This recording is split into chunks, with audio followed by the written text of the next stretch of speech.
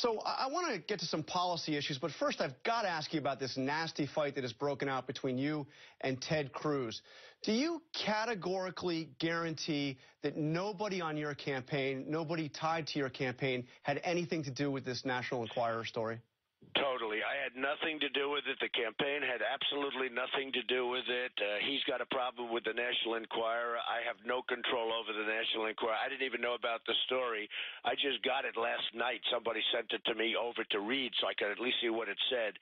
I had nothing to do whatsoever with the National Enquirer, and neither did the campaign. And I will tell you, for him to try and say that I had to do with it, try and put the shoe on the other foot is disgraceful. And by the way, he's the one that started it.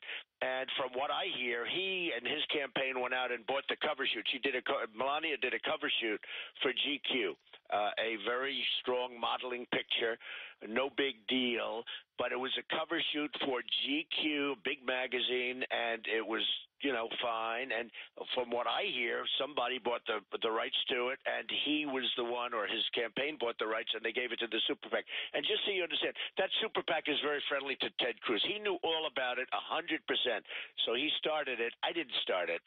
But let me ask you, this story, this that we see in the National Enquirer, this kind of rumor mongering, should this kind of thing just be off limits? Do you condemn this story?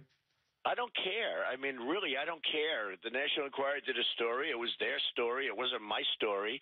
It was about Ted Cruz. I have no idea whether it was right or not. They actually have a very good record of being right, but I have absolutely no. Frankly, I said, I hope it's not right.